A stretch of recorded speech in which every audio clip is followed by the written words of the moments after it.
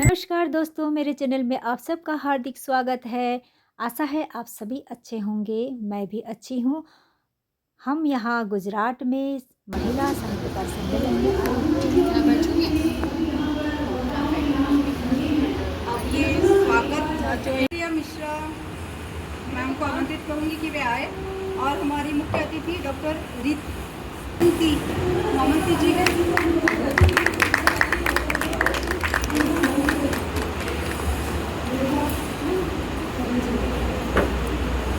साधना बलवती जी को आमंत्रित करूंगी। सुजाता मिश्रा मध्य प्रदेश सागर विश्वविद्यालय में मैं पढ़ाती हूँ। अभी मेरी हालिया पुस्तक आई है हिंदी सिनेमा की स्त्री यात्रा, जिसको मध्य प्रदेश हिंदी साहित्य सम्मेलन का वागीश्वरी पुरस्कार मिला है।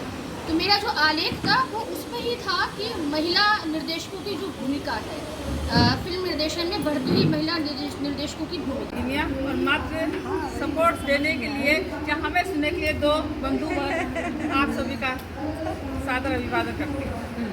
नाटक की बात चल रही है। देखिए, जैसे हालांकि मैं लिखती रहती हूँ, बीकानेर राजस्थान से आई हूँ मैं, और 27 साल प्रिंसिपलशिप करने के बाद में अभी राजनीति में हूँ। जो मैं देखती हूँ वस्तुतः आधुनिक युग में जो पहला नाटक आया था 1896 में श्रीमती लीला जी ने गोपीचंद नाटक लिखा था। ये पहला नाटक आया था आधुनिक युग का। प्राचीन समय के हम कई नाटक देखते हैं। मैंने अपने जीवन काल में हमारे विद्यालय में एक नाटक हुआ था ध्रुव स्वामिनी। कितना बड़ा व्यंग्य था, कितना बड़ा प्रश्न था समाज के सामने। रामगुप्त से एक बेमेल विवाह होता है, उसका उससे तलाक की स्थिति होती है, विवाह विच्छेद होता है और वापस वो विवाह करने के लिए बाध्य की जाती है। उस दौर में भारतीय नारी को अपने पुरुष से अलग होने का, इकट्ठा होने का और इस विषय पर अपने विचार रखने का अवसर मिला है और उसी में हम बहुत अच्छे से करें। अब अगली वक्ता के रूप में, जिनके बारे में मुझे ज़्यादा विशेष पहचान नहीं है, वो अपने बारे में अपना परिचय भी देंगी। मैं सिर ढकूंगी कि पैर ढकूंगी ना, मुझे नहीं पता। मैं खुद को सिकोड़ लेती हूँ, चद्दर के अंदर लपेट लेती हूँ। बात हम करें नाटक और व्यंग्य साहित्य में स्त्री, है ना? तो एक समय था जब हम लोग नाटक मतलब बहुत चला करते थे, है ना?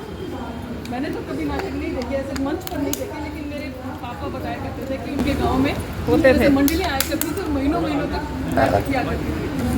मैंने नाटक के नाम पर रामलीला और लेकिन जो नाटक उस समय होते थे ना, उसके अंदर जो पुरुष पात्र थे वही प्रधान हुआ। महिलाओं को मुख्य केंद्र में रखकर नाटक बहुत कम लिखे गए, ठीक है। लेकिन नाटक में जो महिला पात्र हुई हैं वो बहुत सशक्त हुई है। बेशक कम लिखी गई, चाहे वो साहित्यिक में, चाहे वो पौराणिक पात्र रहे होंगे, चाहे वो ऐतिहासिक पात्र रहे होंगे, लेकिन बहुत ही सशक्त माध्यम, मतलब महिलाओं को केंद्र में रखकर बहुत बढ़िया नाटक लिखे गए। जिससे मैं कहूँगी कि वे इस विषय पर और मुझे यहाँ आमंत्रित करने के लिए अखिल भारतीय साहित्य परिषद में आई हूँ। कुछ देर पहले मैडम सुजाता ने फिल्म के कुछ महिलाओं के निर्देशन के बारे में कुछ बातें करी थी। तो जैसे कि मैं पूर्वोत्तर से हूँ, तो मैं एक बार आप लोगों के सामने रखना चाहती हूँ। पूर्वोत्तर में सबसे पहले सिनेमा जब बनाए थे वो थे ज्योति प्रसाद अग्रवाल। अच्छा, महिला 1935 1935 में नहीं, महिला नहीं, उन्होंने फिल्म बनाई थी जयमती रानी थी। उनके जीवन के ऊपर वो फिल्म थी और उसमें हीरोइन, जैसे कि आपने बताया, थोड़ा आवाज और, जैसे आपने बताया था कि नाटक में नाटक के लिए महिलाओं का कोई रोल नहीं था, है ना। जैसे हम लोग बचपन में रामलीला देखते थे तो उसमें सीता जो है ऋषि बन तो वैसे ही उस समय पहली बार ज्योति प्रसाद अग्रवाल ने एक नाई का खोज निकाला असम की। उनका नाम था आईदेव खंडे। लेकिन जीवन बहुत ही दुखमय हो गया। उस समय महिलाओं को फिल्म करना, नाटक करना, ये अच्छी बात नहीं समझी जाती थी। तो इसका खामियाजा उनको भी भरना पड़ा था। उनकी आपके हमारे पूर्वोत्तर भारत में भी शंकरदेव हमारे ऐसे महापुरुष थे जिन्होंने योजना ली, जिनमें से एक नाटक भी है। हमें भी उनके बारे में जानकारी होनी रहना चाहिए। उन्होंने बहुत सारे नाटक लिखी, उन्होंने वैष्णव धर्म प्रचार किया था और उनकी नाटकों में हमेशा वैदिक काल के जो हमारे धार्मिक ग्रंथ थे, महाभारत, धन्यवाद गीता जी। बिना स्टडी के इतना कुछ नाटकों पर इन्होंने बोला, अगर स्टडी करके होती तो और दूसरा इतना प्यार से हम कह रहे कि चाय का समय हो गया, वाइंड अप करते, थोड़ा सा समय ले लो। बहुत आप बहुत स्वीट भी हैं, बहुत स्वीट है। ये आपको कुछ कहने की वो ही नहीं होगी। और दूसरा इतना प्यार से हम कह रहे कि चाय का समय हो गया, वाइंड अप करते, थोड़ा सा समय ले लो। बहुत आप बहुत स्वीट भी हैं, बहुत स्वीट है। ये अच्छे उद्बोधन के लिए मैं सॉरी। मंच पर मेरे साथ उपस्थित सभी आज के विशेष अतिथि और वक्तागण और आदरणीय तत्पुरुष जी और सब लोग जो बहनें यहाँ पर बैठी है, सारी लेखिकाएँ हैं। वैसे क्या बात करें, कैसे बात करें, ये दुविधा तो है मन में, क्योंकि जिस प्रकार से माहौल है, लेकिन फिर भी हम थोड़ा केंद्रस्थ होते हुए थोड़ी बात जरूर करेंगे। आज के सत्र में जो बात हुई है उसमें दो तीन बात ऐसी है कि जिस पर हमें अवश्य गौर करना चाहिए।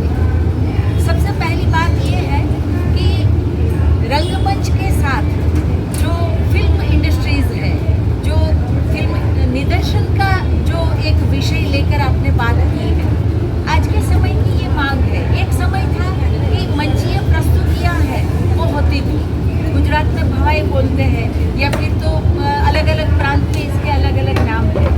तो ये सारी प्रस्तुतियाँ जो हो रही थी जन मनोरंजन के लिए, इसके बाद जो समय आया वो टीवी फिल्मों का आया। फिल्मों के बाद दौर आया टीवी स्क्रीन का, और टीवी स्क्रीन में भी अब तो बहुत वैराइटीज़ है, उसमें हम नहीं जाएंगे। लेकिन जो असल में बात है, इन सब में केंद्र में क्या रहता है, तो मनुष्य का जीवन। सबसे अहम बात यह है कि नाटक का जो प्रपंच है पूरा रंगमंचीय, वो अलग होता है। जो इसका परसेप्शन है वो भी अलग होता है, जैसा ऑडियंस। लेकिन फिर भी जो बात है मूल में, वो तो स्त्री जीवन हम जिसकी बात कर रहे हैं, तो नाटक में या तो फिर फिल्मों में स्त्री जीवन को किस दृष्टिबिंदु से देखा गया है और किस तरह से प्रस्तुत किया गया है, भले ही थोड़े से समय में, लेकिन आपने बहुत अच्छी तरह से सुजाता जी ने बात बताई है। ये एक बहुत ही प्रस्तुत विषय है आज के समय का। मुझे बड़ी खुशी हुई कि आपने इस विषय को चुना और बहुत संक्षिप्त में भी अच्छी बात आपने बताई। दूसरा मेरे ध्यान में ये दूसरी बात जो आई महत्वपूर्ण, वो नागालैंड से जो रिसर्चर बहन आई है, नौनों के नौनांग, तो वो जब बोल रहे थे तो दो चीज़ें मेरे मन में लगातार आ रही थी। एक तो वहाँ का फोक डांस आपने कभी नहीं देखा होगा, इतनी फुर्ती से जो उन्होंने सर्वाइवल की बात की ना, वो चीते जैसी त्वरा के साथ वो छलांग लगाते हुए सशस्त्र नृत्य कर सकते हैं, और बहुत ही लालित्यपूर्ण भी और बहुत साहसपूर्ण भी, ऐसा नृत्य वहाँ का है। और दूसरा, जिसे आज हम पूरी दुनिया इको फ्रेंडली बाजे बजा रही है, वो इको फ्रेंडली तो वहाँ पर है। सालों से वहाँ पर, सदियों से वहाँ पर जो ब्रिज बनाए जाते हैं, तो वो ब्रिज है, वो पेड़ की टहनियाँ, पेड़ की जड़ें, उसे गूंथ कर वो बनाए गए हैं। हमारे यहाँ करोड़ों के ब्रिज बनते हैं और भ्रष्टाचार ऐसा होता है कि 6 महीने में टूट जाते हैं। और नागालैंड में जो ब्रिज बने हैं, उनके पुरखों ने बनाए हैं, वो साल दर साल वो उसमें बढ़ोतरी होती चलती है, टहनियाँ बढ़ती है, रूट्स जो है वो बढ़ते हैं, और आपस में लोग हैं उसे घूमते रहते हैं। तो ये वहाँ का जनजीवन है। नाटक की जो बात कम आई, लेकिन जो जनजीवन है इसका परिचय उन्होंने दिया, वो बहुत महत्वपूर्ण है। भारत है वो विविधता में एकता का देश, हम सब जानते हैं, लेकिन विविधता के साथ वहाँ की संस्कृति, वहाँ के प्रश्न क्या है, वो हम पूरा जानते नहीं हैं। ऐसी संगोष्ठियों के माध्यम से ही हम जान सकते हैं। तो मैं धन्यवाद दूंगी कि रिसर्चर होने के साथ उन्होंने जिस तरह से अपने प्रदेश के लिए एक ममत्व